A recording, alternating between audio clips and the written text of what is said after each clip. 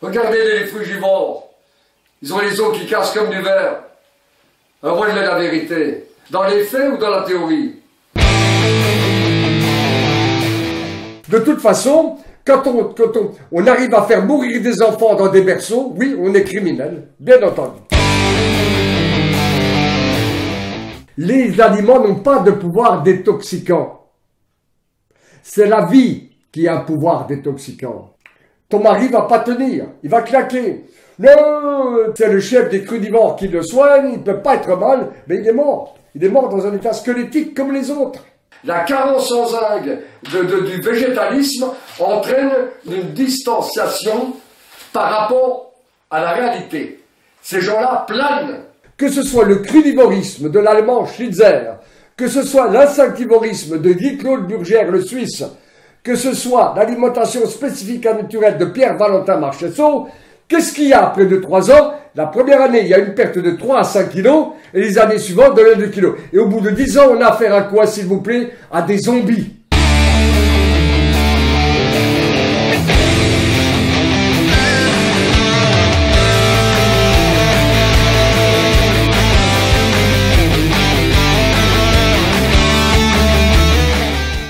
En nutrition, tout ce qui est systématique est faux. Que ce soit défendu par des grands noms ou par des petits noms.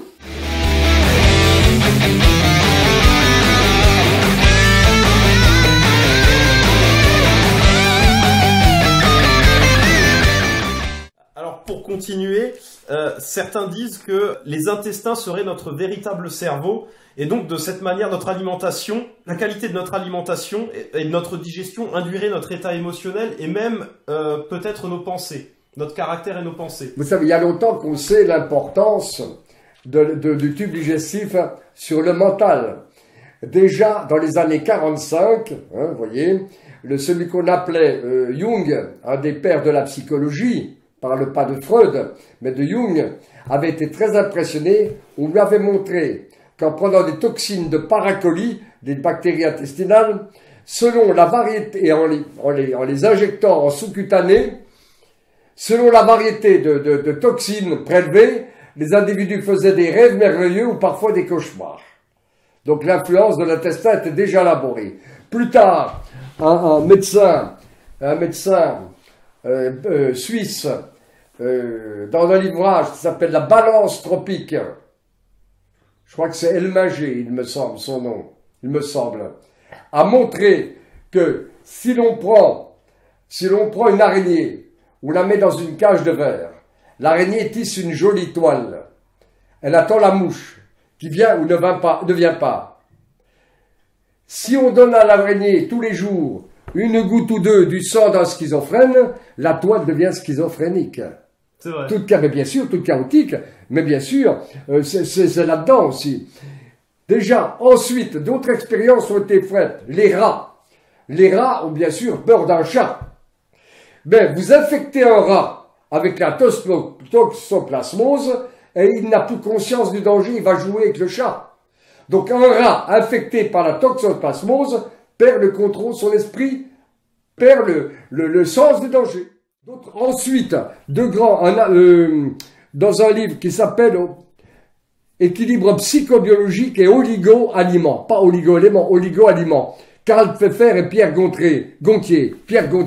Ces deux auteurs ont montré en Amérique que en chélatant, en empêchant de pénétrer dans l'organisme le mercure, le plomb, l'aluminium par exemple, et en apportant un supplément de magnésium, de vitamines du groupe B, surtout B6, ils sont arrivés à améliorer et à guérir certains schizophrènes et certains déments, simplement par la nutrition.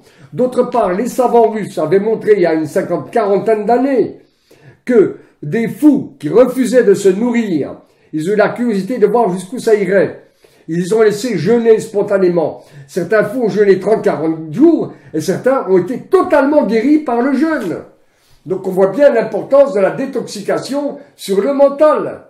Donc on le sait tout ça. Et puis, bien sûr, on sait maintenant que lorsque la caséine du lait où le gluten des céréales n'est pas totalement désintégré en acides aminés, les produits intermédiaires ont une action extrêmement délétère au niveau du cerveau et même des glandes endocrines, bien entendu, d'où l'importance d'une digestion correcte du gluten et de la caséine.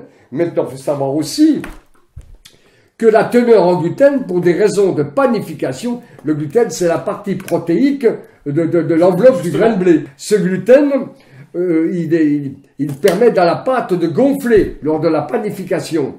Et alors, on a cherché de plus en plus des moyens de panification, de sélection, pour que les céréales contiennent de plus en plus de gluten. Elles en contiennent, je crois, 4 à 5 fois plus qu'il y a une centaine d'années. Donc, ce ne sont plus les céréales normales. Hein? Alors, donc, certains individus ne métabolisent pas le gluten, ni la caséine, ni l'albumine de l'œuf. Et là, quand ce n'est pas totalement métabolisé en aminoacides, les produits intermédiaires sont toxiques, ce qu'on appelle les caséomorphines ou les glutéomorphines, agissent sur le cerveau, mais ce n'est pas général. Vouloir enlever le gluten à tout le monde est une aberration. En fait, c'est ça, c'est le fait qu'il y ait certains individus qui aient des intolérances au gluten, nous dire que le gluten est généralement pour tout le monde quelque chose de toxique. Pas du tout, mais c'est faux ça. C'est seulement, c'est absolument faux. D'ailleurs, la vie est tellement perturbée, si vous prenez plus de gluten, c'est un sacerdoce manger sans gluten. Autant ne pas manger sans caséine, bon. Vous pouvez arriver à tirer un trait sur les fromages. On vit dans un pays où les fromages sont délicieux. Moi, je l'ai fait. Je mange du fromage 2-3 fois par an, peut-être. Donc, j'ai tiré un trait là-dessus. Mais sur le gluten, c'est extrêmement dur. Vous êtes obligé de prendre ces galettes sans gluten. C'est dégueulasse, faut le dire. C'est dégueulasse d'un point de vue gustatif. Donc, non, mais bien entendu, quelqu'un qui a des problèmes de santé, il a essayé plein de choses. Ça va pas, il arrête le gluten 3 semaines, et s'il est guéri, ou s'il va beaucoup mieux, ben c'est clair. Effectivement, il est intolérant ou allergique au gluten. Tout simplement. Mais bon, l'absurdité, c'est de faire ça à tout le monde. On m'a déjà dit que le gluten, ça rendrait irritable, violent, colérique, le gluten. Ou le pain. Non. Ah, oui, certainement. Pour les gens qui ne le métabolisent pas. Ah, bien sûr, si on ne métabolise pas, bien entendu. C'est comme l'exercice, ça peut tuer. Alors, vous prenez un tuberculeux qui est cardiaque à d'activité, vous lui faites courir de 100 mètres, il claque. Donc l'exercice le tue. Mais parce qu'il était cardiaque.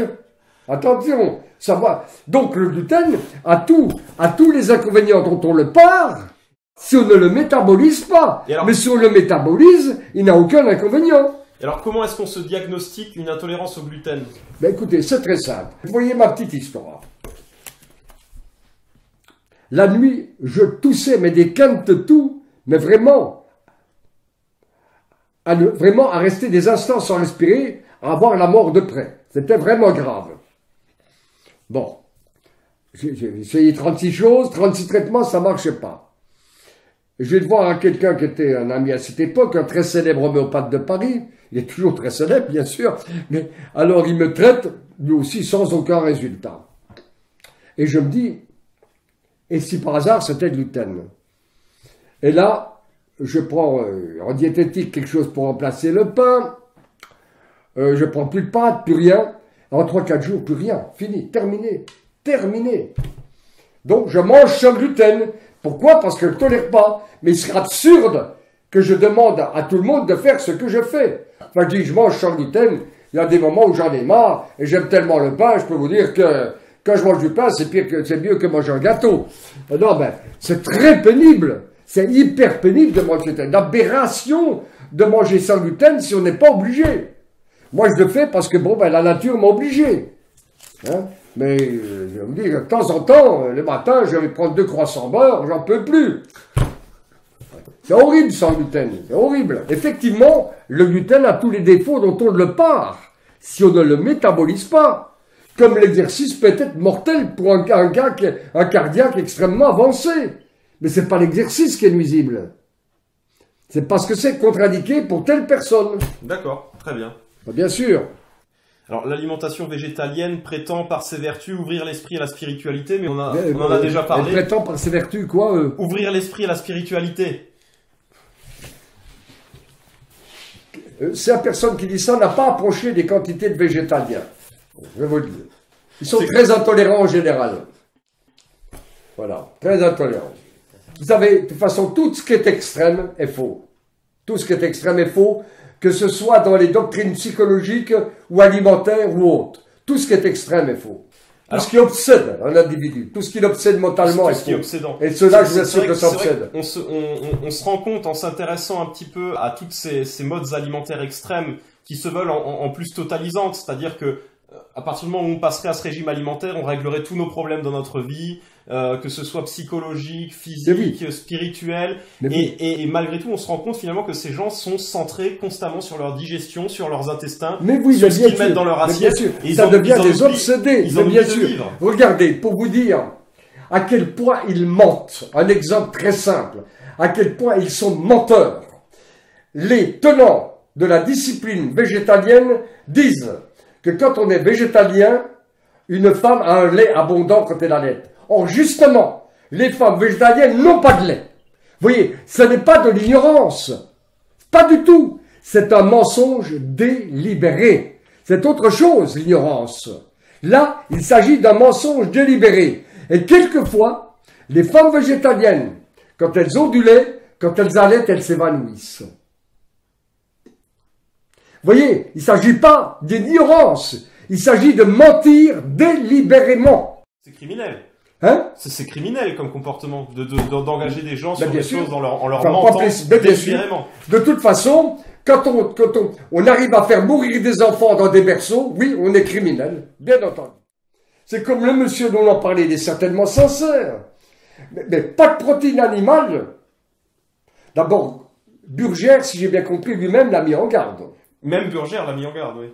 Burgère, on ne va pas discuter de Burgère.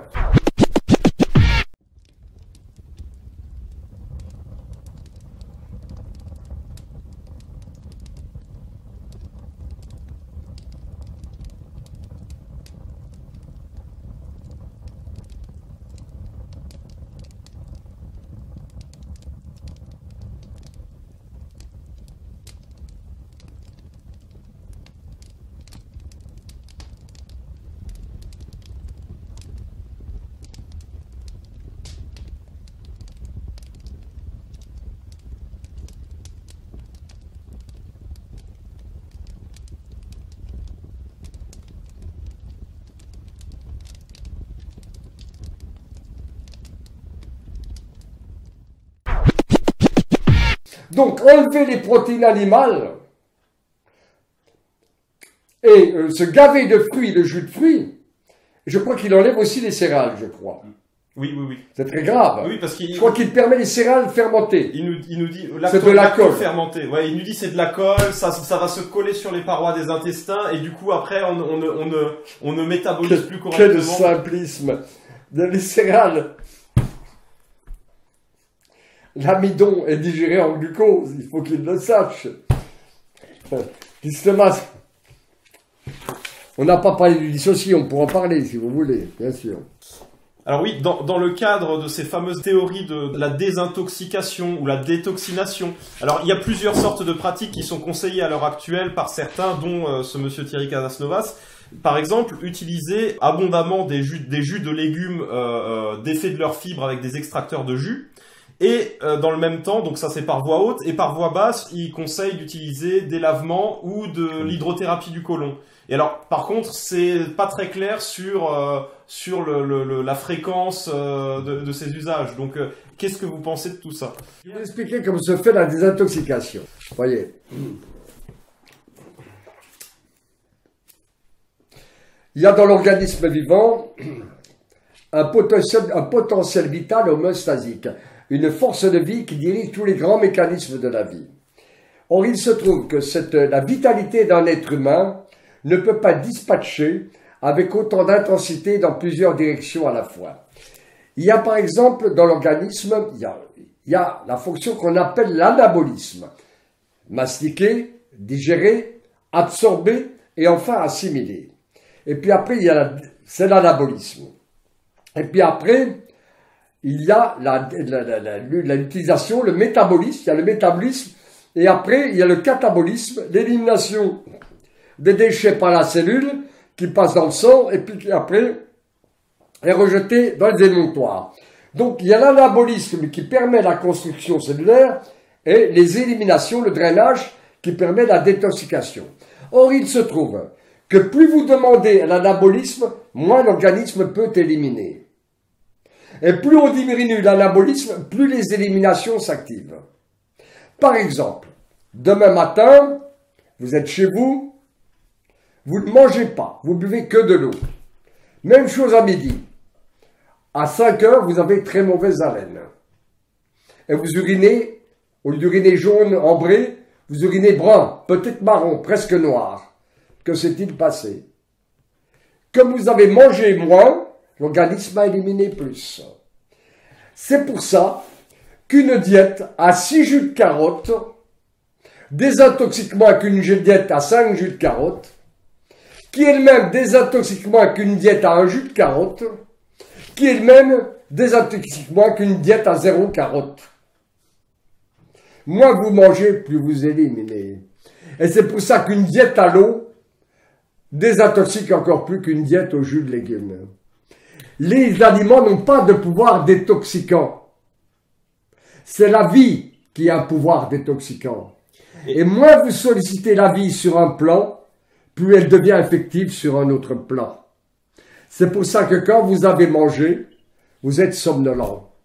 Parce qu'une partie de l'énergie vitale est retirée de l'appareil musculaire pour être dispatchée sur le tube digestif. Précisément, ça c'est intéressant, c'est un point intéressant. Ce que disent et les végétaliens et les crudivores, c'est que finalement, si après avoir mangé, on a un coup de barre, c'est que notre alimentation n'est pas adaptée. Mais pas du tout. Mais pas du tout. Puisque les animaux qui mangent de l'air, vous mangez, les animaux, eux aussi se couchent après les repas, ils font une sieste. Ils font une sieste. Mais non, c'est un dispatching vital. Par exemple, comment? Par exemple, vous prenez un enfant. Il y a une balance entre l'anabolisme et l'immunité, par exemple. Vous prenez un enfant qui mange toute la journée, il fait des infections, même vivant au milieu de la Sologne, ou au bord d'un lac en Savoie. Vous enlevez les entre-repas et vous l'amenez à Paris, dans un air 1 million de fois plus pollué, il ne fait plus d'infections. C'est pas l'extérieur qui le pollue. Les bactéries sont en nous. Les bactéries sont en nous. Elles sont détruites en permanence par le système immunitaire. Mais ce système immunitaire peut recevoir plus ou moins un certain quantum d'énergie. Et quand vous mangez, quand la vitalité est dispatchée sur le tube digestif, elle est soustraite du système immunitaire. Regardez, vous allez comprendre. Je cherche des exemples pour mieux comprendre. Quand vous avez un rhume banal, c'est une fièvre, c'est une infection légère. Vous mangez, vous avez encore de l'appétit. Mais il y a une grippe sévère, vous n'avez plus faim. C'est pas les bactéries, ce ne sont pas les virus. Dans la grippe sévère, l'organisme a besoin de toute sa vitalité pour vaincre l'infection et il retire la vitalité de l'appareil locomoteur, on est claqué, et il retire la vitalité du tube digestif pour la dispatcher sur le système immunitaire.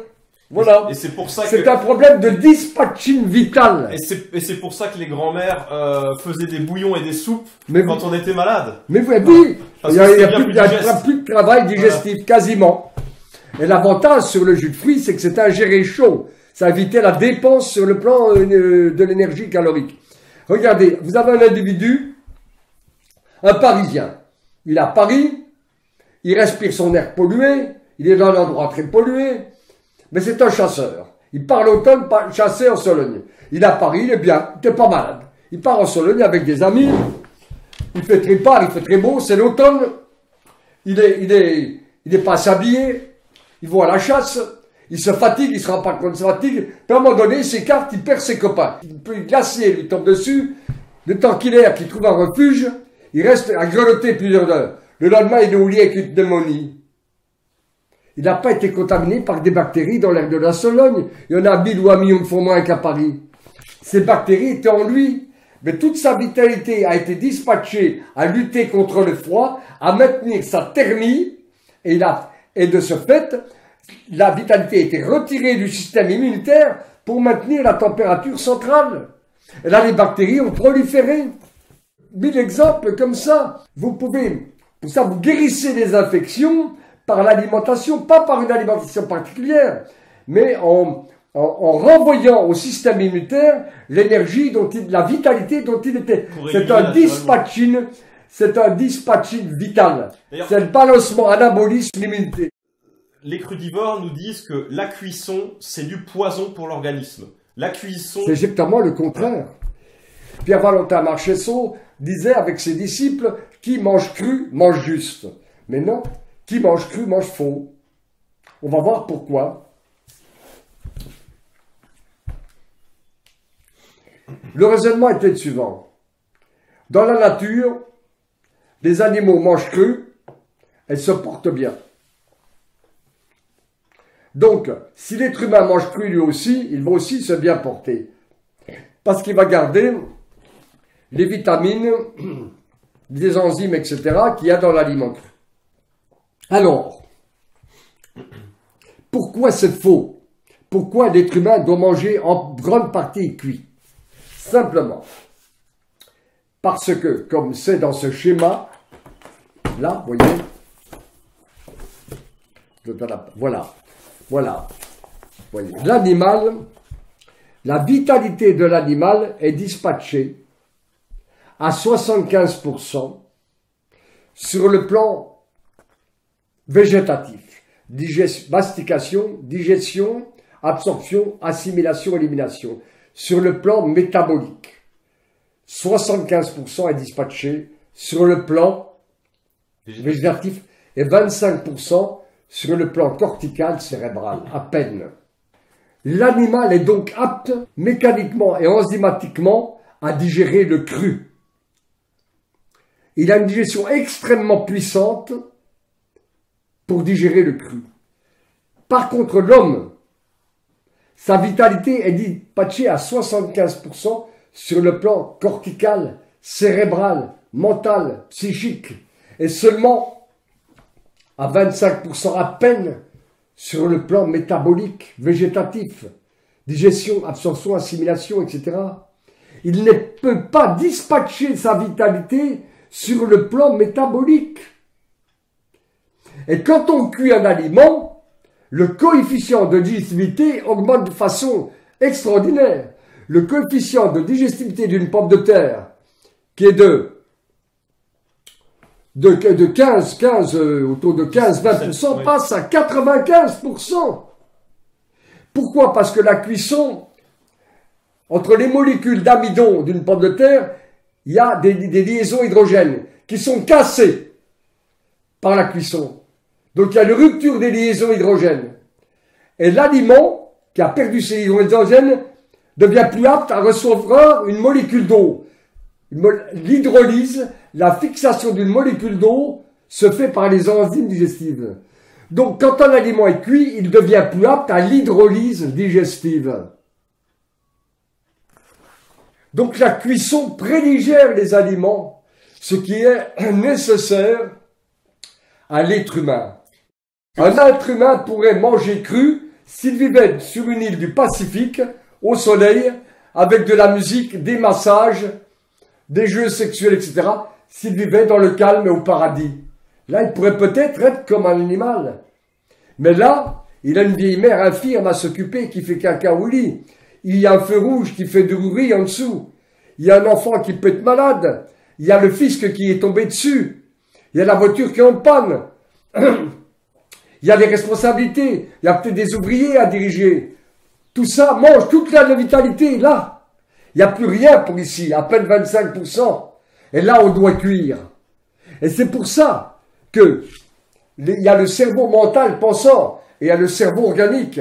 Si on ne cuit pas, le cerveau organique va prendre pour lui l'essentiel de la vitalité. Et il n'y aura plus assez pour le cerveau mental. La cuisson des aliments en soulageant le cerveau métabolique, le cerveau entérique, le cerveau intestinal, en évitant le dispatching de la vitalité au niveau de ce cerveau-là, permet le dispatching au niveau cérébral, purement humain. En fait, la cuisson nous permet de mieux penser. C'est le contraire de ce qui est dit.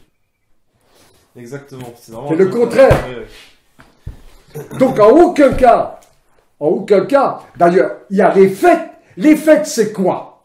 Que ce soit le crudivorisme de l'allemand Schlitzer, que ce soit l'instinctivorisme de Guy-Claude Burgère, le Suisse, que ce soit l'alimentation spécifique et naturelle de Pierre-Valentin Marchesso, qu'est-ce qu'il y a après 2-3 ans? La première année, il y a une perte de 3 à 5 kilos, et les années suivantes, de 2 kilos. Et au bout de 10 ans, on a affaire à quoi, s'il vous plaît? À des zombies. Des zombies. C'est quoi? Il y a une explication. Tout simplement, c'est que si vous ne cuisez pas, vous assimilez de moins en moins au niveau intestinal. L'intestin prend de moins en moins de nutriments. Et vous êtes sous-nourri. La cuisson est nécessaire à l'être humain, aujourd'hui. Ou alors, il faut qu'il retrouve le paradis. Voilà. Ce que disent par exemple les crudivores, c'est de dire la cuisson n'est pas naturelle et l'invention du feu aurait été une erreur terrible. Mais la montre qu'il porte et son téléphone portable et sa voiture, elle est naturelle? Pourquoi il n'est pas nu? Pourquoi il a une montre? Pourquoi il va écouter un concert? Pourquoi il regarde sa télé? L'homme a utilisé son intelligence, tout simplement. Tout simplement les faits. Les faits. D'ailleurs, au Canada, tous les naturopathes et tous les crudivores qui ont voulu suivre des expéditions de trappeurs, ils ont tous dû s'arrêter en chemin ou manger des aliments chauds. Tous. Je le sais parce qu'à 30 ans, j'ai été faire des conférences à mes collègues. Mais non, il y a les résultats, il y a les faits. Est-ce qu'on connaît, par exemple, est-ce qu'il y aurait un seul peuple qu'on connaît sur Terre qui n'utilise pas la cuisson? Qui n'utilise pas la cuisson? Non, je ne le connais pas. Voilà. Non, je ne le connais pas. Quelque part, je me dis... Même les Africains, même les gens qui vivent dans les pays chauds utilisent la cuisson. Ils utilisent tous la cuisson. Il n'y a rien de plus universellement partagé, finalement. Peu importe le climat. Et voilà. Même... Non. Il y a les résultats. Les résultats du crudivorisme. Je me souviens, d'un de mes amis, c'était un ingénieur, je me suis mis très mal avec sa femme parce que je lui ai dit... Ton mari va pas tenir, il va claquer. Non, c'est le chef des crudivores qui le soigne, il ne peut pas être mal, mais il est mort. Il est mort dans un état squelettique comme les autres. 20% de cru suffit amplement à apporter les vitamines hydrosolubles, la vitamine C, les vitamines du groupe B nécessaires. Ça suffit largement. Largement. La cuisson est bénéfique à l'être humain. Dans les faits. Dans les faits. Après, il y a les professeurs d'utopie nutritionnelle. Bien entendu. Il y en a bien un qui est venu ici, je n'ai pas été l'écouter. Il est venu raconter que depuis 4 ans, il n'avait pas mangé et pas bu. Et la salle applaudissait. Bon, comme quoi, on peut dire n'importe quoi. Ah, ça, c'est les respiriens, ça. C'est le respirianisme, ça. Ils vivent sans manger et sans boire. Bientôt, ils vont vivre sans respirer. Hein? Quand on est aux OZ, il y a bien longtemps qu'elle ne marche plus. Bon, attendez, tous ces gens-là, dans le monde des médecins naturels, ben, ils baissent plus. Ils n'ont plus de rapport sexuel. Ils n'en ont plus. Les crudivores, les femmes, elles sont toutes aménorrhiques. Les femmes n'ont plus de règles. La première chose qui se passe chez les crudivores, chez les dissociés, chez les italiens, c'est qu'il n'y a plus de règles chez les femmes. Vous savez qu'ils n'ont plus de règles, les femmes? C'est rarissime si elles gardent leurs hommes menstrues. Donc, déjà, les règles disparaissent. Chez les femmes, les règles, les menstrues disparaissent. Chez les hommes, il y a une perte de libido. Et tout ça, c'est dû à quoi? C'est dû aux carences. Carences protéiques, essentiellement. Essentiellement protéiques, bien sûr. Dès l'instant où vous manquez de protéines, la libido fout le camp. Mais là, parce que nous, on nous explique qu'avec le végétalisme et le crudivore, on nous explique que actuellement, l'humanité a des comportements sexuels compulsifs et que se ramener à l'alimentation qui est dite physiologique, c'est-à-dire végétalienne, nous ramènerait à une sexualité normale et apaisée. D'abord, il y a beaucoup à dire sur ce qu'on peut appeler la normalité, déjà, en 2 mots. Hein. Faudrait savoir ce que ça veut dire. Mais alors, ils pensent que si on venait végétalien, quoi ça rétablirait la sexualité C'est ça, ils disent que... Ils peuvent le dire. Oui. Comme dit le clown, on peut le dire. Voilà, c'est ça. Oui. En gros, la sexualité qu'on a actuellement, elle est due à une mauvaise alimentation et que si on passe à une alimentation dite physiologique, c'est-à-dire végétalienne et ou crudivore, on arriverait à un état de pratique sexuelle normale et qu'est-ce que c'est que normal pour eux? Voilà. C'est une fois par an peut-être. Ouais, voilà, sans doute. Hein? C'est une fois. Oh. Il n'y a qu'à regarder les singes omnivores. S'ils ont des rapports sexuels une fois par heure, c'est le radada tous les jours.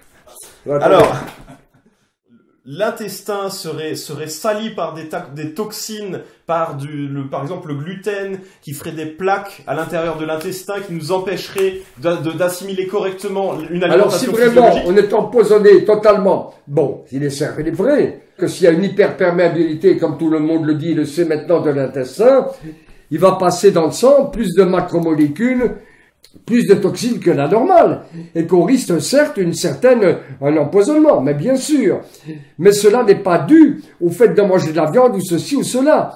Cela est dû au fait que l'intestin ne se repose pas, parce qu'on le sollicite à l'extrême. Les gens grignotent et ils mangent trop. Or c'est précisément ce que font les frugivores, ils mangent toute la journée, mais voilà, sans s'arrêter. Vous savez, mais juste, oui, ils mangent parce qu'ils ont faim. Justement, les carences entraînent la faim chronique. Or, quand vous avez fini un repas, le cerveau est renseigné sur le nombre de molécules et la nature des molécules qui sont dans l'estomac. Et pour une digestion normale qui dure, pour l'estomac, 4 à 6 heures, pour un adulte, 3 à 5 heures pour l'enfant, une digestion normale, c'est ça. Il va programmer la digestion en amylase, en lipase, en protéase, etc. Or, si, à 1 heure après le repas, vous prenez une noix, fût-elle biologique ou pas, une banane, une demi-banane ou une demi-pomme, fût-elle biologique ou pas, vous changez la nature biochimique du bol alimentaire en pleine digestion et la programmation digestive ne correspond plus à ce nouvel état que vous venez de créer. Et l'organisme est obligé de reprogrammer une nouvelle digestion de A jusqu'à Z, puisque vous avez créé un nouvel état biochimique. Exactement comme un couple qui part en vacances de Paris. On part en vacances pour aller à Saint-Tropez, et puis on arrive vers Lyon, ils partent avec les slips de bain, ils sont partis avec le hamac, ils sont partis avec la toile de tente, les trucs à bronzer, tout le bazar. On arrive à Lyon, puis elle dit, écoutez, elle dit à son mari, tu sais chérie, il y a trop de monde là-bas, je reçois du sable quand je bouquine, il y a la rade d'un tel, la fumée de l'autre. Après tout, on ne sera pas tranquille, c'est pas de rêve. Écoute, on va aller du côté on va aller à Ailefroide, à Ailefroide, en pleine montagne, là. Mais là, la programmation ne correspond plus. Il faut des chandails, il faut des brodequins, il faut des pullovers, des parapluies. C'est différent, là. Leur équipement ne correspond plus. Eh bien, quand on grignote, c'est ça.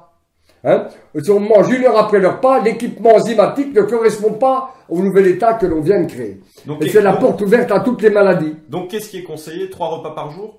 Combien? 3 repas, oui, c'est une bonne. Avec tolérance pour un fruit à 5h30 quand l'estomac est vide. Voilà. 3 repas, c'est une bonne chose. 3 repas, c'est plutôt normal. Un repas n'est pas bon. Vous voyez des naturopathes qui vous disent, faut prendre un petit déjeuner. Très bien. Prenons en cas vers 10 heures, des biscuits bio, ou des dattes, ou des choses comme ça, et vous mangez le midi. Donc en 4 heures, il faut 3 repas? En 4 heures? Et ils se disent, les disciples de Knapp, cet Allemand qui était pour un repas par 24 heures, ils en donnent 3 à 4 heures, eux? Comprennent qui pourra. Alors juste pour en revenir aux intestins, donc ces intestins qui seraient pleins de toxines, qui nous empêcheraient d'assimiler une nourriture physiologique, donc végétalienne, correctement, il faudrait les désintoxifier. Qu'est-ce que vous en pensez? Mais bon, il part une certaine quantité de toxines dans l'intestin, dans le sang, ça c'est sûr. Mais ce qu'il faut, c'est éviter. Ce qu'il faut éviter, c'est l'hyperperméabilité de l'intestin. Il y a les cellules entériques, et puis il y a les microvillosités qu'on appelle la bordure de brosse. Il y a un passage de nutriments entre les cellules, c'est le passage paracellulaire et intercellulaire. Si il y a un écartement de ce qu'on appelle les jonctions serrées, il va passer dans le sang non seulement des nutriments, des macromolécules, mais aussi des toxines. Il passe toujours des macromolécules, des molécules trop grosses. C'est pas des molécules, c'est des ensembles moléculaires plutôt. Mais c'est un rôle physiologique en stimulant le système immunitaire. Mais point trop n'en faut. S'il passe trop, ça peut déclencher des processus auto-immuns ou des processus inflammatoires. Mais cela sera dû lorsqu'il y aura un espacement des jonctions serrées. Et dans quel cas il y a espacement des jonctions serrées? Soit lorsqu'il y a une augmentation des proliférations bactériennes. Et dans quel cas il y a augmentation des proliférations bactériennes? Une production trop découplée. Lorsque il parvient dans le côlon trop de déchets. Il parvient normalement dans le côlon à peu près 20 grammes de protéines sous forme de collagène. À peu près 20 grammes de glucides non digérés et à peu près 20 grammes de graisses non digérées. Tout ça permet le développement des flores correspondantes. Or, s'il parvient au bout de 20 grammes, 30-40 grammes non digérés de chaque, les flores vont être multipliées par 2 ou par 3. Et la production de toxines va être décuplée. Et la muqueuse va être corrodée. Et là, il va y avoir un passage anormal de toxines et de macromolécules. En fait, il faut simplement digérer normalement. Et pour digérer normalement, il suffit de manger sobrement et de ne pas grignoter. C'est tout. Ça n'a rien à voir avec tel ou tel aliment. D'autre part, quand la digestion devient laborieuse, il se produit une hyperémie de la muqueuse, un afflux de sang à la muqueuse intestinale. Et cette hyperémie entraîne une mise en tension de la muqueuse et donc un écartement des jonctions serrées.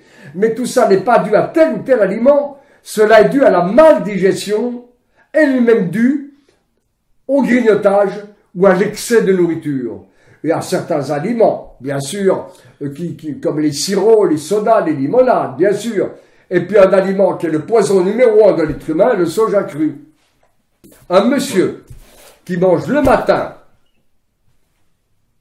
un pain à 6 céréales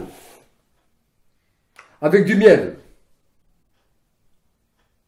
un jus d'orange, des dattes, des noisettes, des amandes et un yaourt. Ce monsieur qui mange bio sera plus empoisonné que l'individu à côté qui prend un pain à une farine et une tranche de viande et son café. Le plus empoisonné, c'est pas le deuxième. Lui, il va ingérer en produits toxiques une vingtaine de milligrammes. Le mangeur de bio, il va faire 30 ou 40 grammes de produits toxiques. Voilà. Bien comprendre. Ce qui empoisonne, c'est ce qu'on ne digère pas. Et on peut manger bio et être considérablement empoisonné. Un végétalien qui va manger une banane, un jus d'orange, des noisettes et des dattes, il est empoisonné. Sa boîte bio est végétale. Parce que l'organisme ne peut pas digérer cela. Donc, au lieu d'avoir le haro sur certains aliments, ces gens-là devraient apprendre la physiologie digestive. Ils comprendraient ce qui empoisonne. Quand vous dites que l'organisme ne peut pas digérer tout cela, c'est-à-dire pas tout cela ensemble. Il peut digérer tout cela, mais pas ensemble. Voilà. Et l'utilisation des lavements et de l'hydrothérapie du côlon, qu'est-ce que vous en pensez de tout ça? Si vraiment un individu a une constipation très basse, surtout rectale, et si les selles sont tellement dures qu'elles déchirent l'anus, entraînent des saignements, des irritations graves, je pense que un lavement utilisé judicieusement au moment opportun peut être favorable, bien sûr, je pense. Mais pas en faire une habitude pour traiter la constipation. S'il y a constipation, il faut essayer de comprendre pourquoi. Est-ce un manque de fibres? Est-ce un manque de vitamine du groupe B? Est-ce que c'est un manque d'eau? Est-ce que c'est un manque ou un excès de protéines? Est-ce que c'est un manque de graisse ou un excès de graisse? Comprendre pourquoi. Est-ce que c'est un manque d'exercice? Aussi. Comprendre pourquoi on est constipé. Maintenant, dans les constipations occasionnelles, lorsque le rectum ou l'anus risque d'être abîmé par une selle trop dure, trop irritante, oui, je suis pour un lavement là. Je suis pour un lavement. Mais pas en faire un usage régulier. Est-ce que ça présente un danger, l'utilisation régulière de... Mais oui, parce que l'organisme ne fonctionnera plus qu'avec ça. Et ça peut poser des problèmes au niveau de la flore intestinale aussi ou pas? Oh, pas forcément, pas forcément. La nature de la flore dépend de la nature des déchets digestifs. Donc on change une flore, pourquoi pas? Avec des probiotiques, oui, c'est intéressant les probiotiques, surtout en cas de prise d'antibiotiques. Mais quand on veut changer durablement une flore, il faut changer son alimentation. Par contre, l'irrigation colonique, ça peut s'accepter 1 ou 2 fois par an. Pourquoi pas?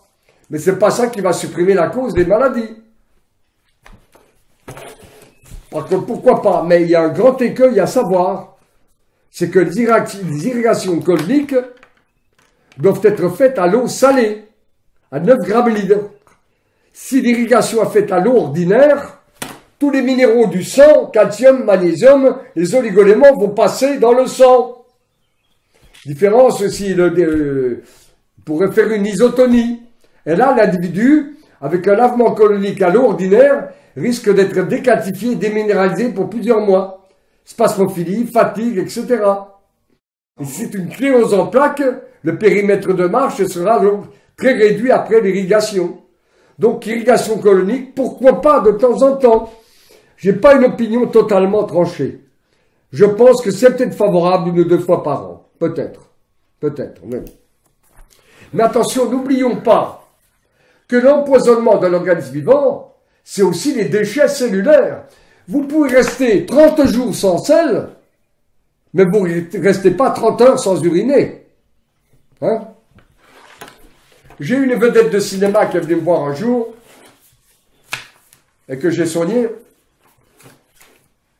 Elle est restée 35 jours sans aller à sel. Et je lui dis, vous ne vous sentiez pas, bon d'abord on était devenus presque amis, hein, au bout de certains temps, son mari était un peu jaloux, bêtement, parce qu'il n'y avait rien. Hein. Et alors, je lui dis, mais vous n'aviez pas quelques pertes blanches, vous n'aviez pas des mucosités, vous n'aviez pas des boutons sur la peau, vous n'aviez pas des phénomènes de vous sentir... Mais elle me dit, mais rien, Robert, rien du tout. Je me sentais seulement devenir comme une cathédrale. L'accumulation des matières. Voilà. Donc, c'est une longue discussion.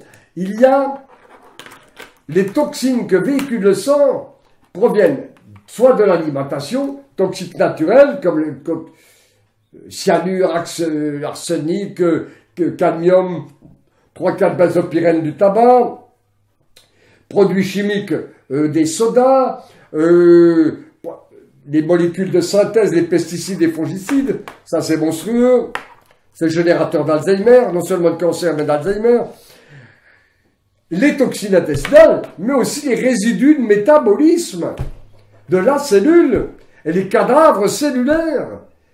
Ils meurent chaque jour. Nous sommes constitués de 100 000 milliards de cellules, 100 000 milliards de cellules, ils meurent chaque jour 1000 milliards de cellules. Il y a tous ces cadavres cellulaires à éliminer. Ce n'est pas que l'intestin. C'est plus complexe. C'est plus complexe. Il y a des cas où cette rétention de toxiques et toxiniques a une origine alimentaire, d'autres fois intestinale, et d'autres fois une origine métabolique.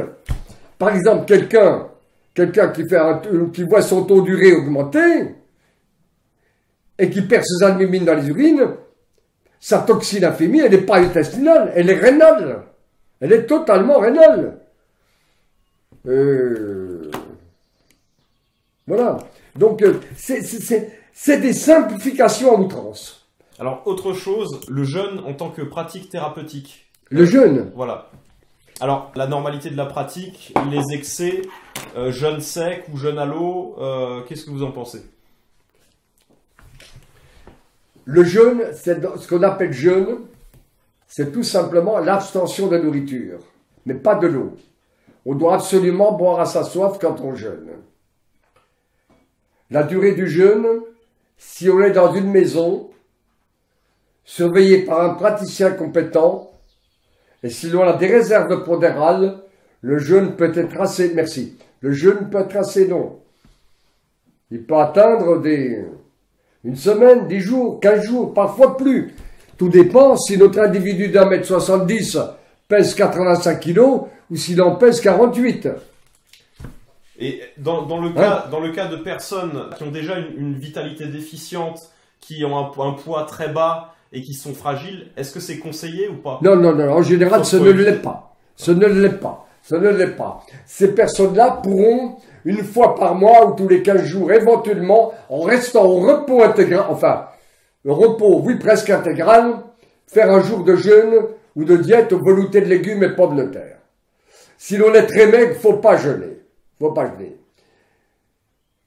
Il y a des exceptions. Si cette maigreur provient non pas d'une alimentation incorrecte, mais d'une mauvaise digestion et assimilation, des petits jeûnes très courts pourront restaurer la digestion et l'assimilation. C'est très spécifique là, particulier, spécial. Mais globalement, en général, une personne maigre ne devrait pas jeûner. Sauf certains types de maigreurs. Sauf certains types de maigreurs qui n'ont pas d'origine alimentaire. Même chose pour l'anémie. Si on a une anémie chez quelqu'un qui manquait de protéines, de B12, d'acide folique, etc., le jeûne est formellement contre-indiqué. Mais si on a l'anémie chez une personne qui mangeait largement des protéines, de la B12, là, c'était peut-être pas une anémie par carence d'apport, mais ça peut être une anémie par intoxication de la moelle, le berceau des globules rouges, le berceau des globules blancs, le berceau de l'immunité. Là, en détoxiquant la moelle par des petits jeûnes très courts, d'1 jour, répétés tous les 8-10 jours, on pourra peut-être améliorer cette anémie par le jeûne. Donc c'est complexe. Tout dépend si on parle d'une véritable carence ou si l'on parle d'une carence par rétention toxique et toxinique. Voilà, voilà. Ainsi, pendant le jeûne, on voit des gens qui avaient des ongles mous, leurs ongles se durcirent. Alors qu'il n'y a pas d'apport de calcium ni rien. Donc il y avait bel et bien les minéraux dans l'organisme, hein, l'organisme n'était pas capable de les utiliser. Et la désintoxication des parathyroïdes, de la thyroïde, des surrénales, etc., des organes qui métabolisent les minéraux, permet à nouveau l'utilisation des éléments présents. Donc, mais en général, quelqu'un de vraiment maigre ne doit pas jeûner. Ni même de quelqu'un qui a peur du jeûne. Ou l'obésité avec insuffisance émonctorielle.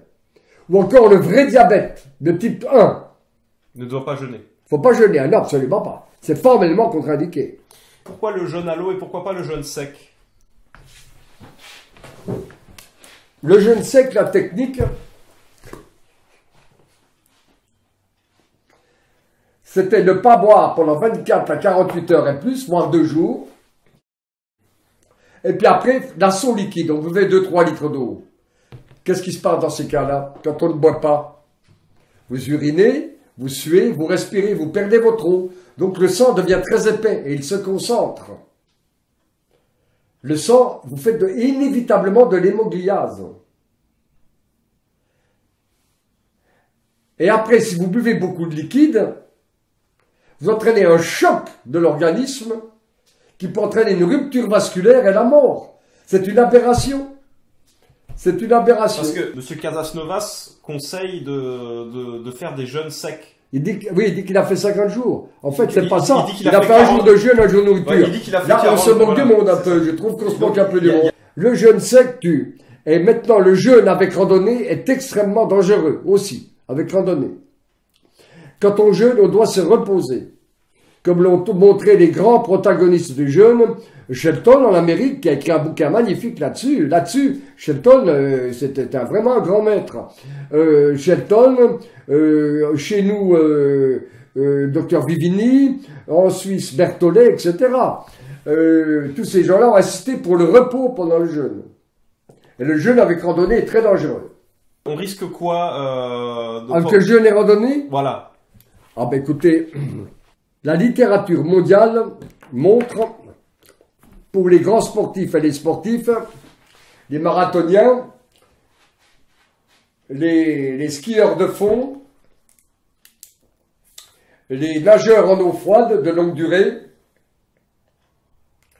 montrent que ces personnes souffre de dysbiose intestinale, déséquilibre des flores, de perturbations de l'intestin et parfois de saignements intestinaux.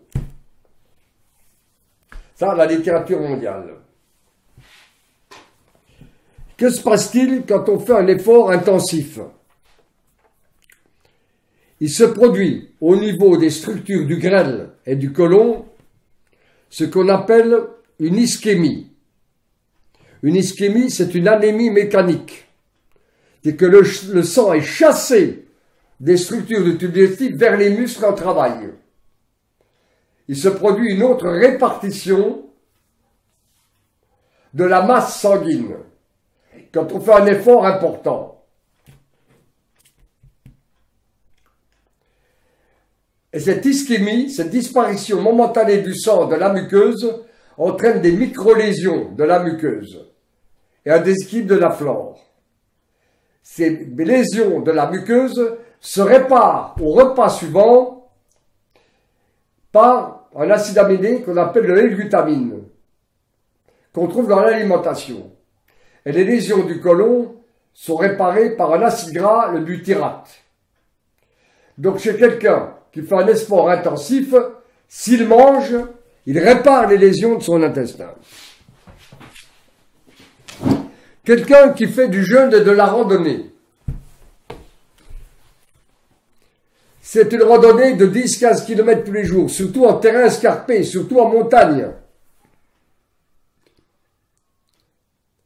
Ce n'est pas le même effort que l'effort d'un skieur de fond ou d'un marathonien. Il est moins important, mais il se produit quand même une ischémie du grêle et du côlon. Il se produit quand même une ischémie qui est moins forte, qui est plus relative, mais il se produit une ischémie. Il va se produire des micro-lésions du grêle et du côlon. Mais comme l'individu ne mange pas, il n'apporte pas le L-glutamine ni le butyrate qui vont restaurer ces micro-lésions qui sont certes beaucoup plus faibles que dans le marathonien, plus faibles, mais ne sont pas réparées. Et si le jeûne dure 10-15 jours, micro-lésion après micro-lésion, la personne par la suite pourra souffrir de dysbiose intestinale et surtout d'entéropathie ou de colopathie. Si elle refait ses jeûnes tous les années, surtout chez une personne déjà fragilisée. Donc, on risque d'abîmer son intestin parce que on ne le répare pas. Très bien. Ça n'a jamais été dit par personne, bien sûr. On en parlera dans 10 ou 15 ans, je pense. Et puis, il y a aussi une deuxième chose. C'est que lorsque l'on jeûne, il faut savoir que le corps se nourrit. Il y a non seulement le dispatching vital que l'on a évoqué, mais le corps se nourrit, puisque nos cellules ne peuvent pas rester même une seconde sans être nourries. Donc elles pompent sur les comme les nutriments ne viennent pas du tube digestif, les cellules les trouvent ailleurs. Les enzymes, au lieu d'être déversées dans le tube digestif, c'est un autre type d'enzyme que les cellules déversent dans le sang. Ces enzymes sont douées d'intelligence. Elles vont attaquer les muscles pour faire des acides aminés et les graisses pour faire des acides gras et du glycérol. À une partie des acides aminés, car l'insuline va chuter et le glucagon va monter pendant le jeûne. Et du fait de la montée du glucagon, le corps fabriquera du sucre à partir des acides aminés et du glycérol provenant des graisses. Mais les 5 premiers jours du jeûne, la protéolyse musculaire domine sur la lipolyse. Après 5 jours, l'organisme s'établit autrement. Le corps devient capable d'utiliser les corps cétoniques. Donc c'est la lipolyse qui va dominer sur la protéolyse. Mais les 5 premiers jours de jeûne, la protéolyse dominant, n'est-il pas dangereux de faire travailler des muscles qui sont en protéolyse? Ne risque-t-on pas 4-5 ans après une myopathie dont on ne s'expliquera pas l'origine? Hypothèse, c'est tout. Donc mes 2 mises en garde contre les jeûnes avec randonnée. Donc jeûne avec eau et au repos. Il faut absolument, mais bien sûr, et repos, et repos. Alors, la propagande des mouvements végétaliens et crudivores nous montre souvent des exemples de de sportifs amateurs ou de sportifs de haut niveau avec de mais belles oui, musculatures. bien sûr, ils vont en pharmacie chercher des compléments alimentaires dont ils se bourrent. Mais bien sûr, on est un peu, comme dirait un certain chansonnier, vous voyez, debout. Hein, on l'est, debout. Bien sûr. C'est comme la B12, ils prennent des vitamines de synthèse, bien sûr. Vous pouvez vous abstenir de respirer l'air, hein, si vous respirez un air artificiel avec une bonbonne. Hein. Enfin, air artificiel, bon. Ouais. Mais non. Ça, c'est totalement faux. Totalement faux. Téléphonez donc à Alain Justin, Plein-Neuf Valandré. C'est pas le téléphone là même. Cet homme s'est inscrit à mes cours. C'est une belle histoire d'ailleurs. Elle est intéressante à divers titres. Son père meurt d'un infarctus à 47 ans. Son frère meurt d'un infarctus à 47 ans. Lui, vers autour de 44 ans, il sent les douleurs au cœur, au petit doigt. Il dit, ça y est, je vais passer comme mon père, comme mon frère. Il s'arrête de boire. Il s'arrête de fumer. Il se met au quasi-végétalisme. Et il fait de l'exercice. Tous les jours, 70 km de course marché. 70 km. Et tous les années, il se lançait le défi de courir jusqu'à il tomberait. Enfin, c'est une course marché, c'est pas une course... Il ne dépassait jamais 700 km. Il s'inscrit à mes cours. Je lui dis, Alain, c'est bien, tout ce que tu fais est bien, mais vu ton entraînement physique intense, prends 2 œufs le matin, un peu de la viande à midi, du poisson le soir. Il le fait, et il passe de 700 km à 3300 km. Et entre 53 et 54 ans à 5000 km. Il est donc passé de 700 à 7000 km. Et là, moi j'ai pas de photo, j'ai plus de photos. Et alors, quand il est passé à 3300, il a fait Moscou. Et après, il a fait Dakar, Paris à la marche. En traversant les déserts avec ses 200 litres d'eau. Alain Justin, Plein-Neuf Valandré. Et puis, alors, il a été tellement bien accueilli par les Russes qu'après, il partait avec des camions, leur livrait. Il sacrifiait le poulet pour le petit français qui passait, c'était magnifique. Voilà. Eh bien, voyez, lui, en montant ses protéines, il a multiplié par 10 ses performances. Et puis, il est là maintenant. Il doit avoir 55, 57 ans. Et il n'est pas mort. Ouais. Hein, contrairement à son père, à son frère. Non. Il y a une manipulation incroyable. C'est la guerre de l'image, c'est de la propagande. Mais oui, regardez voir une émission qui est souvent très intéressante. On voyait un médecin très connu. Alors regardez comment on est manipulé. On nous disait que les protéines sont dangereuses. Les protéines de l'animal sont dangereuses. Très bien, c'est dangereuse, elles seraient même cancérigènes, etc. Et dans le flot des paroles, il était dit, mais quand on ne prend pas de viande, il faut manger des œufs, du poisson. Mais ça ne s'entendait pas dans le discours, ça ne s'entendait pas, ça glissait. Les gens entendaient que la viande 1 fois ou 2 par semaine. Et après, il comparait l'alimentation des habitants de Tokyo et des Français.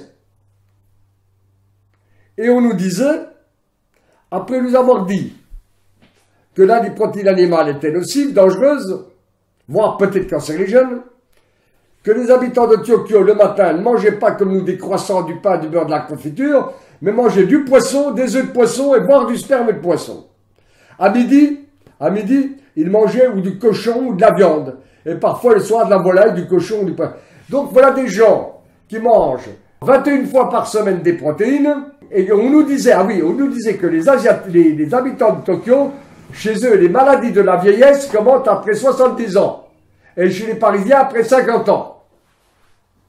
Alors on dit que les protéines animales sont dangereuses, que les habitants de Tokyo prennent 21 fois par semaine.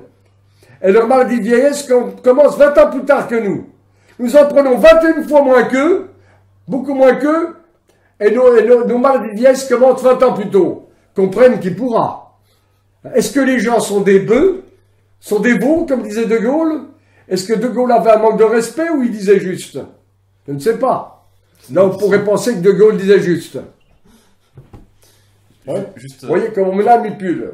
Alors je vais vous dire 2 mots sur la viande cancérigène quand même. Ah, dites-moi. Ben bien sûr, bien sûr. Chose très simple. Entre les années 75 et 95, peut-être un peu plus, à Paris, je me suis occupé beaucoup de ces gens qu'on appelait des culturistes, qu'on appelle maintenant des bodybuilders, comme autre chose. Bodybuilders. Bodybuilders, ouais, bon. À cette époque, ces gens-là, pour avoir une masse musculaire importante, mangeaient 3 kilos de viande par jour, ou 60 blancs d'œufs par jour. Ces gens-là ont maintenant entre 70 et 90 ans. Tous ceux que j'ai revus, je n'ai pas vu un seul cancéreux. En tout cas, il n'y en a pas plus que chez Monsieur le Tout-le-Monde. Ils devraient tous être cancéreux, ces gens-là. Ils sont plutôt en meilleur état que Monsieur Tout-le-Monde. Mieux que cela, quand nous sommes arrivés chez les Esquimaux du Grand Nord, un vieillard de 70 ans était parfaitement présentable. Il n'y avait pas de maladie vasculaire. Il y avait un peu de rhumatisant chez les très âgés. Il n'y avait pas un seul cas de cancer pour tout le peuple esquimau. Pas un seul cas de cancer. Pas de problème psychologique. Tout ce qu'on observait, c'était des fois des problèmes pulmonaires, c'est ceux qui étaient restés sur la glace plusieurs heures. C'était pas une maladie, ça. C'était un choc thermique, autre chose.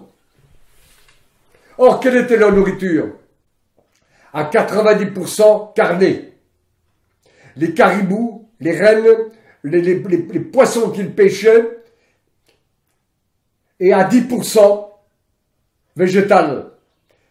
Les lichens qu'ils prenaient dans l'estomac des caribous, et certaines baies séchées, qu'ils faisaient sécher, des baies de la banquise. 90% animal. Le cancer n'existait pas. Pas un seul cas. Et nous sommes arrivés avec nos conserves, avec nos plats cuisinés, avec notre alcool, avec notre tabac, avec nos médicaments, avec notre vaccin et avec notre psychologie.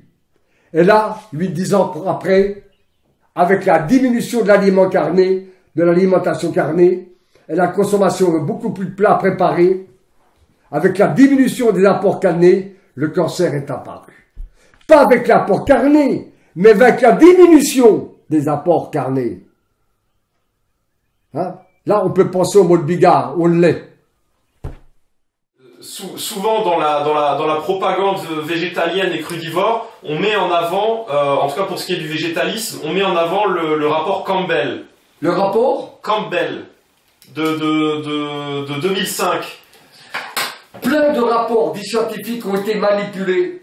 Il y a une excellente émission à la radio, sur la télévision, sur les maladies cardiovasculaires.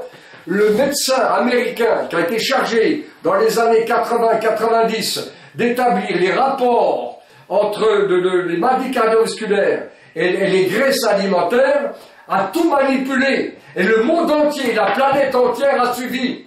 Alors qu'il a manipulé dans les statistiques, il a retenu les peuples qui mangeaient gras et avaient pas mal de problèmes cardiovasculaires, et il a éliminé tous les peuples qui mangeaient une alimentation richement grasse et qui avaient un bon état cardiovasculaire. Il a purement et simplement éliminé ce qui était contre la théorie. Donc, on manipule les statistiques. Dans quel but, à votre avis? Pardon? Dans quel objectif, à votre avis? Mais de vendre les médicaments contre le cholestérol. Puisque même à un moment donné, quand le taux de cholestérol normal était à 2,50, les cardiologues se sont réunis, on ne vendait pas le médicament, on a ramené à 2 grammes, et là on a multiplié par 1000 la vente. Bien entendu. Plein de manipulations ont été, plein de statistiques ont été manipulées de façon honteuse, quand on va asseoir une théorie. Plein. Donc on a besoin de graisse, on a besoin de protéines animales. On a besoin, l'homme est fondamentalement omnivore. Il a besoin absolument de tout, mais le plus bio possible, le plus équilibré possible, le plus frugal possible. Voilà. L'homme atteint les plus hauts niveaux de santé quand il mange tout. Regardez Madame Calment, son petit verre de vin, son petit chocolat. Par contre, elle mangeait peu. Elle faisait que 2 repas par jour. Il faudrait peut-être insister là-dessus. Et puis elle cultivait ce qu'elle appelait le je m'en foutisme. C'est une autre histoire. Elle avait bien raison d'ailleurs. Il faut voir les gens qui pratiquent, c'est tout. Non, écoutez-moi, les rapports sont comme ça. On étudie un peuple et on fait des moyennes. On veut faire des moyennes en tout. Regardez la théorie des 5 fruits et légumes, qui est une aberration. Mais ça va durer combien de temps avant qu'on démonte ça? C'est la même chose. Tout le monde se rapporte, j'étudierai, je vous dirai ce que j'en pense, mais plein de statistiques, regardez, des statistiques ont été foncées sur la vitamine C, des manipulations, comment, Jean-Luc Chefroy racontait de cette femme, de cette centenaire végétalienne, pareil partout de cette centenaire végétalienne, cette bretonne, on va sur place, elle mangeait des œufs, elle pouvait 2 litres de lait par jour. Donc, on est prêt à manipuler, à dire n'importe quoi. N'importe quoi. Je vous dis n'importe quoi. Vous voyez Marchesson, faut pas manger de viande, mais lui se taper les steaks. On fait n'importe quoi. Les gens n'hésitent pas à mentir effrontément.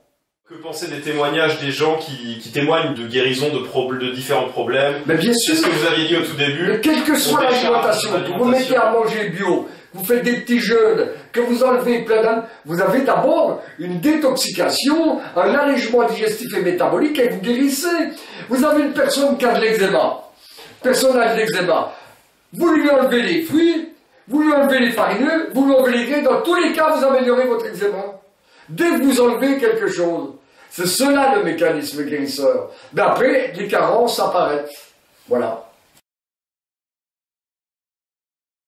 Il serait possible d'être crudivore si l'on gardait de la viande à midi crue, du poisson cru le soir, et que l'on associait cela avec une salade verte ou une autre crudité, et puis largement avec cela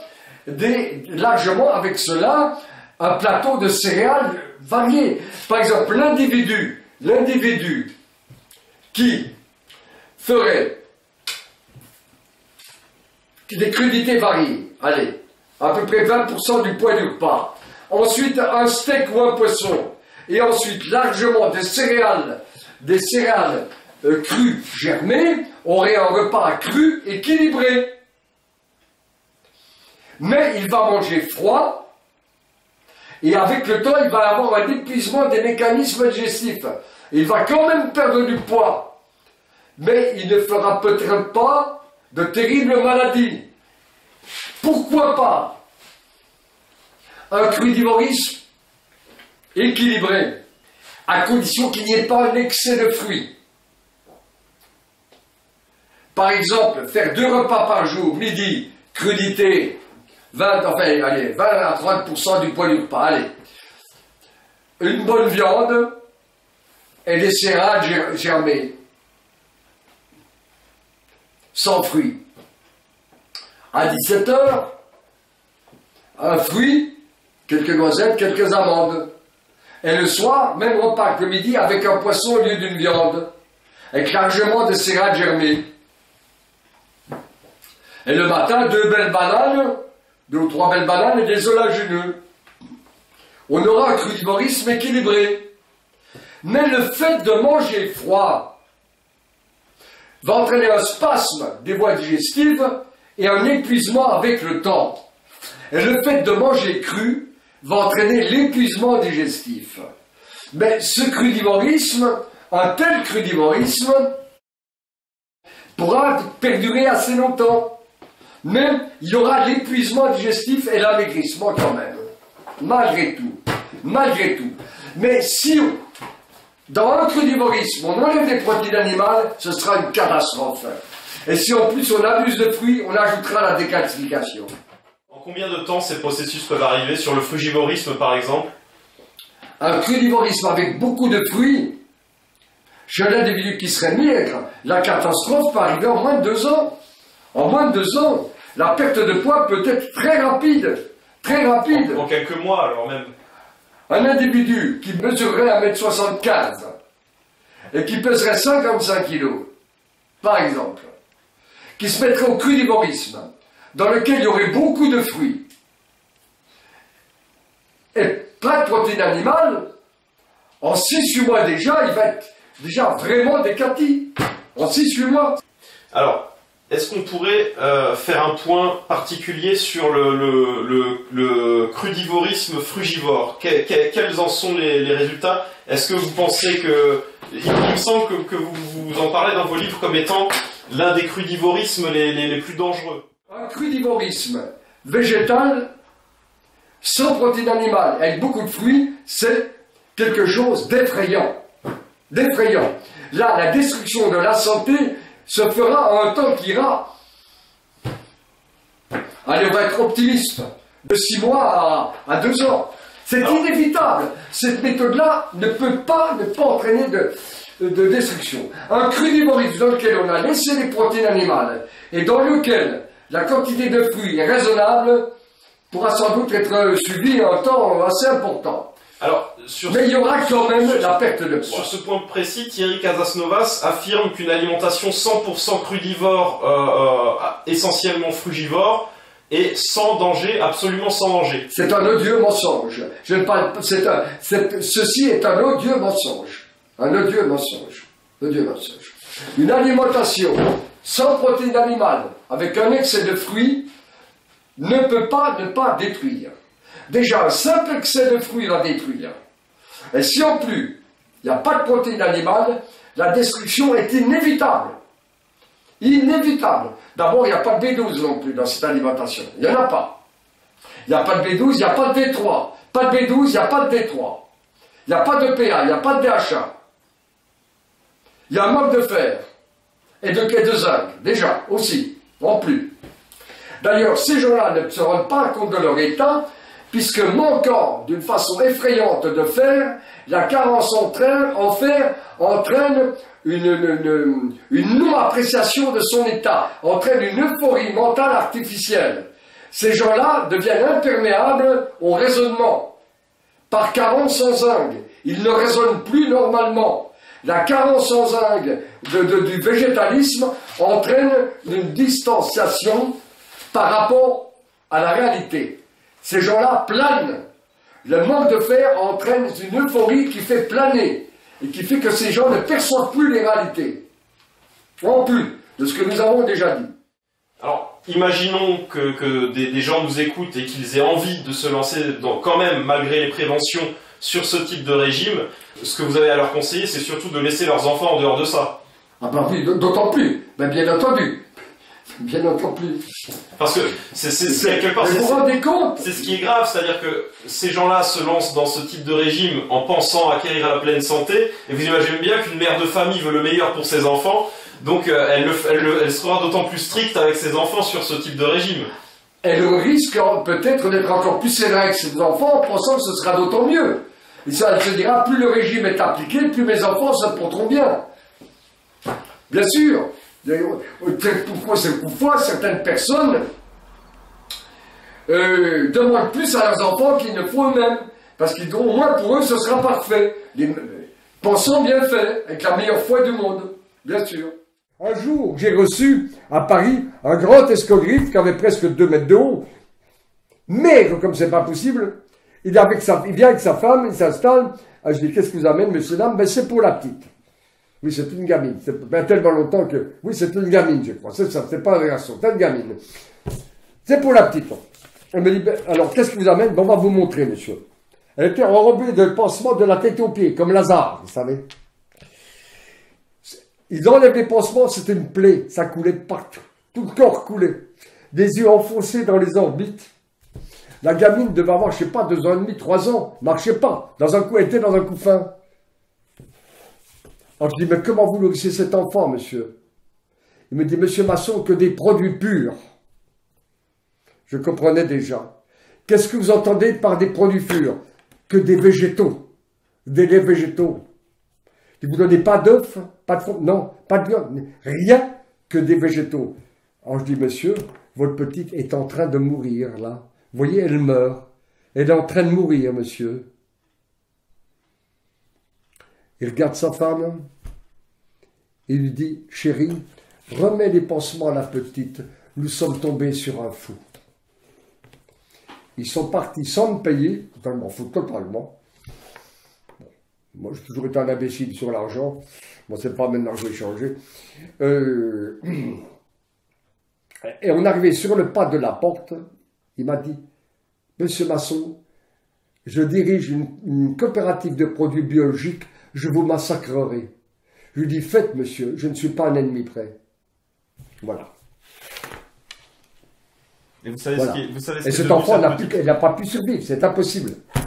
Mais comment on peut être aveuglé? Mais comment on peut être aveuglé à ce point? Vous avez fourni une petite biographie de Thierry Casasnovas. Est-ce que vous l'aviez lu ou pas? Oui, j'ai lu, voilà. Oui, j'ai lu. Mais ça, si vous voulez, l'homme ne m'intéresse pas. Non, mais moi, c'est plutôt le parcours qu'il a suivi. C'est-à-dire que sur Internet, il y a toute une légende qui fait qu'il y a des gens qui se mettent que c'est un homme qui s'est détruit la santé avec la junk food, avec la mauvaise alimentation, avec la drogue, etc. Qui, étant tombé malade de cette mauvaise alimentation, est arrivé à 30 kilos et a chopé une tuberculose. Or, au moment où il fait 30 kilos et où il attrape la tuberculose, ça fait déjà plus de 7 ans qu'il est crudivore et ça fait encore plus longtemps qu'il est végétalien. Voilà. Donc, simplement, votre avis... Et au moment où il a pris de la viande chez Burgers, c'est là qu'il a guéri. Ah oui. Voilà. Comment ça ne l'ouvre pas les yeux, ça? En gros, il y a toutes les chances pour que ces problèmes de santé qui l'ont amené à sa tuberculose soient dus au crudivorisme et à l'alimentation végétalienne. Voilà, c'est à ça que je voulais en venir. Ça semble absolument logique, voilà. Bien sûr. Mais oui, mais bien sûr. Voilà. Bien sûr. Mais cet homme va faire énormément de... Enfin, pas lui, sa méthode, sa théorie et sa méthode vont faire énormément de mal. Parce que là, c'est pire que tout. C'est un végétalisme avec un abus de fruits. C'est pire que les autres végétalismes. Parce que les autres végétaliens, ils mangent des céréales. Ils mangent des céréales. Il y a donc un apport pondérable d'éléments nutritionnels. Manque de protéines, bien sûr. Mais ils mangent des céréales. C'est moins grave que là. Là, il y a la surcharge en fruits. Ils prennent les céréales, mais fermentées. Mais on n'en mange pas beaucoup dans ce cas. C'est absolument aberrant, c'est aberrant. Il va remplir, c'est un monsieur qui va remplir les cimetières. Voilà. Croyons bien faire, en étant de bonne foi, certainement. Et finalement... En étant de bonne foi, certainement. Finalement, dans la droite ligne de ce qui a déjà été... Dans la droite ligne de ce que vous avez déjà pu voir, vous, dans votre carrière, avec d'autres idéologues, d'autres naturopathes... C'est-à-dire que les naturopathes sont assez idéalistes, beaucoup sont assez pour les crudivoristes.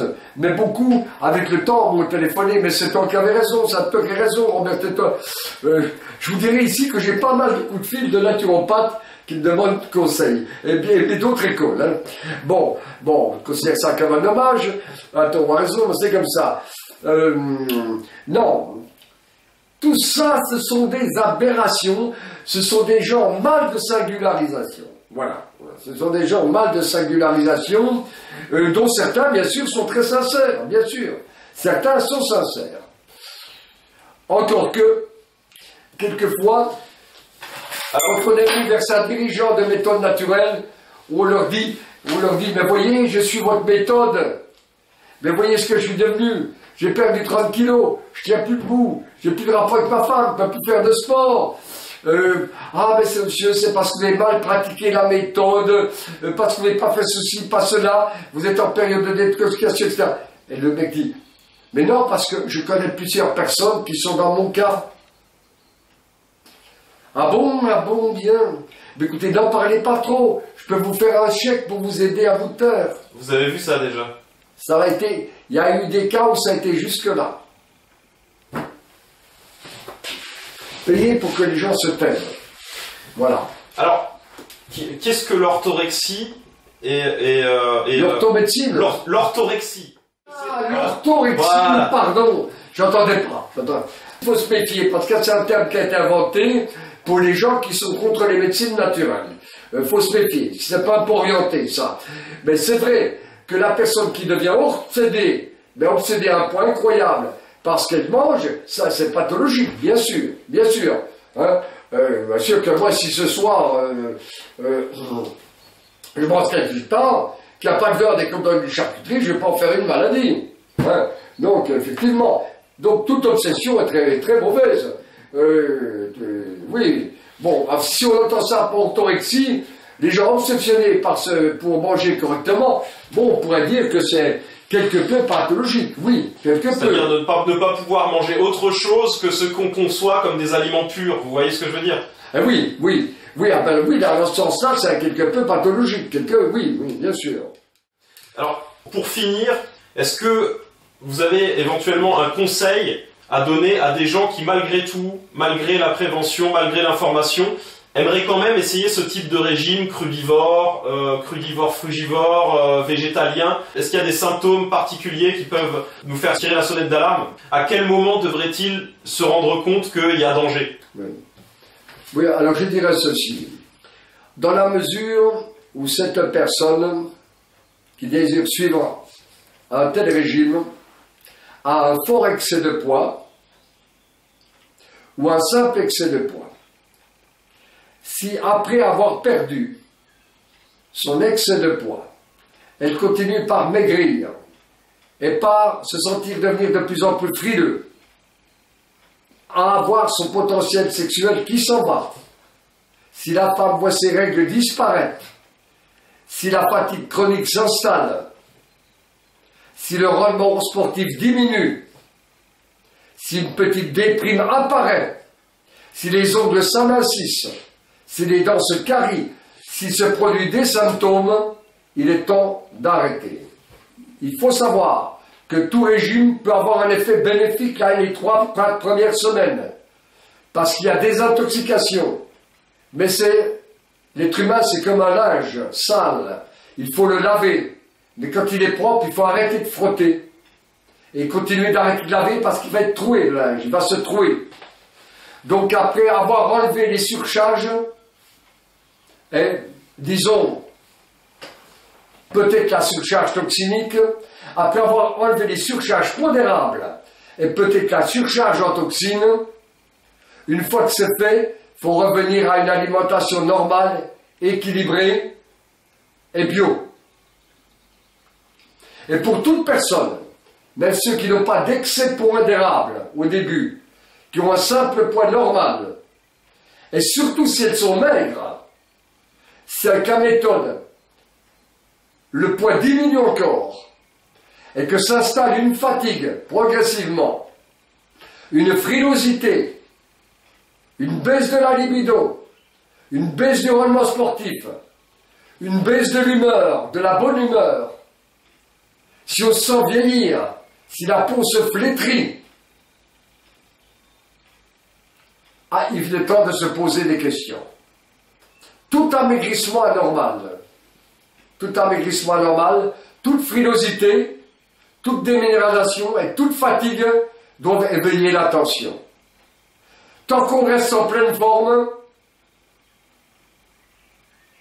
pourquoi pas? Mais dès l'instant où la forme baisse, le poids baisse, la frilosité augmente, quand les analyses de sang se perturbent, que le zinc baisse, le fer baisse, la B12 baisse, la D3 baisse, attention, attention. Hein, par exemple.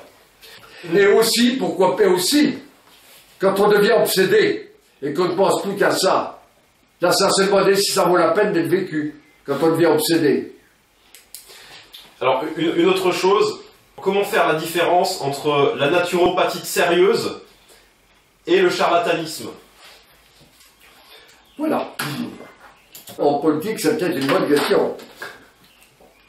Déjà, un naturopathe qui est sérieux, d'abord, il ne bâcle pas la consultation.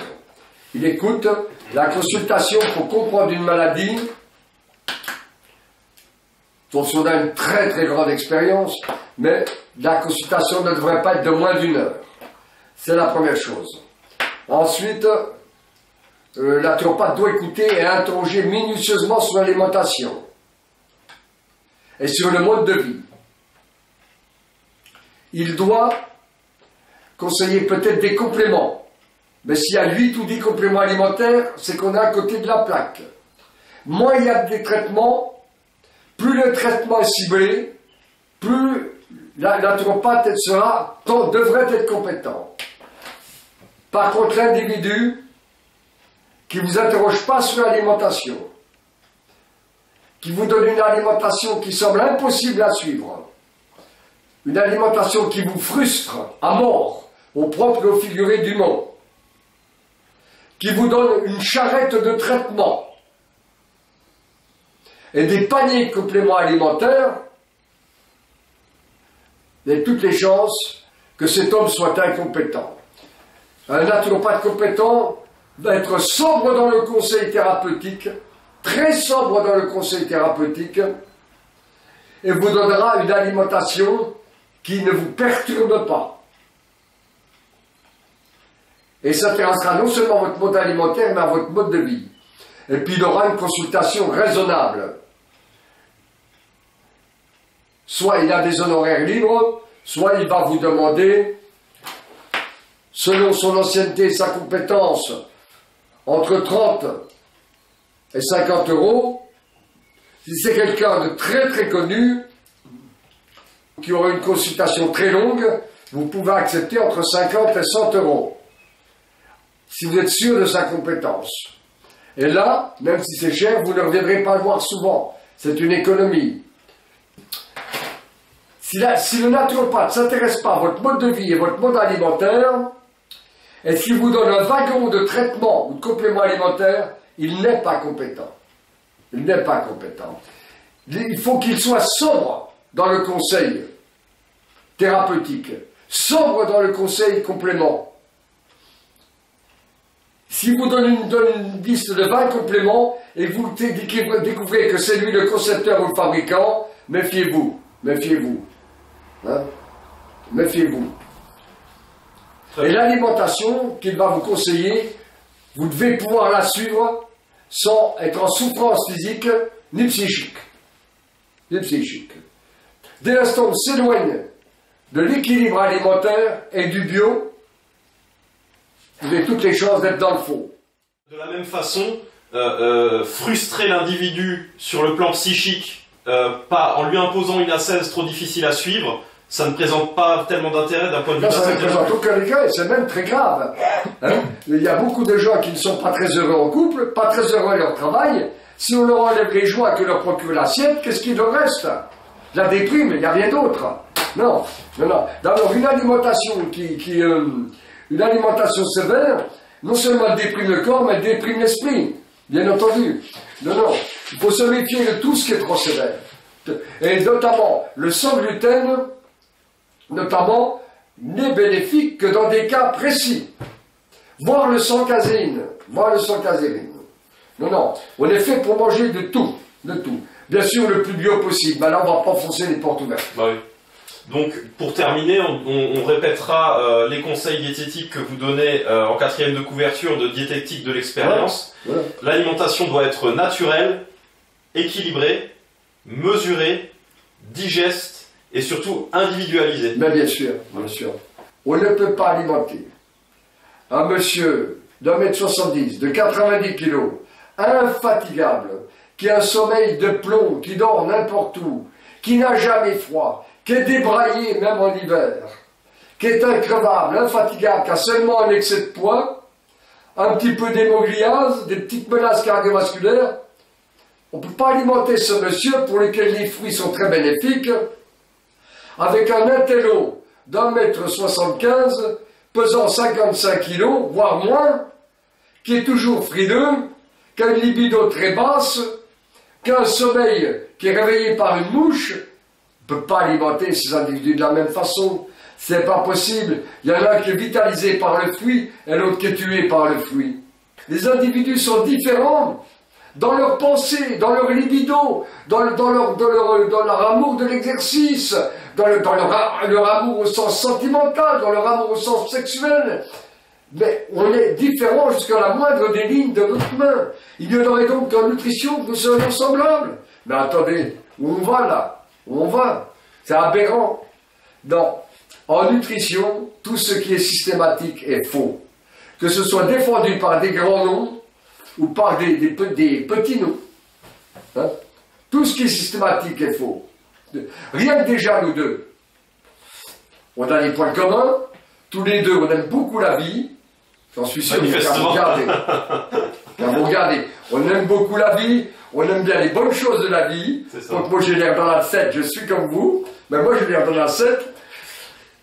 Par contre, d'un point de vue nutritionnel, vous avez des capacités que moi je n'ai pas. Il ne faut pas que je m'alimente exactement comme vous. En ce qui concerne les fruits et les légumes. Par contre, en ce qui concerne les protéines, les glucides, les lipides, on est même. Mais il y a un point sur lequel on diffère. Notre potentiel de comburation. Vous êtes un acido-neutralisant par oxydation, et moi je suis un acido-neutralisant par spoliation minérale. Donc on ne peut pas se ressembler là-dessus.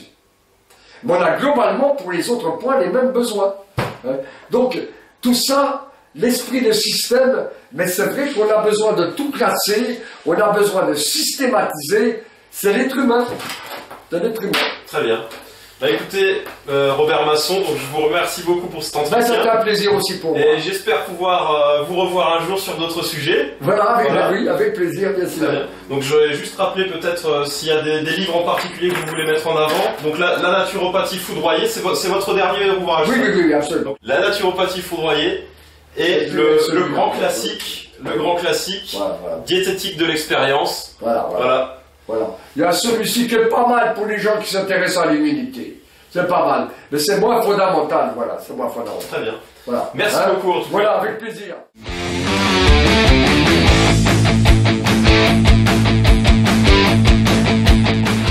Moi, si vous voulez, je suis pas plus intelligent qu'un autre, mais j'ai peut-être une qualité qu'un peu rare, c'est que je m'incline devant les faits. Bon, aussi belle sur une théorie, si elle remplit les cimetières, ça m'intéresse pas.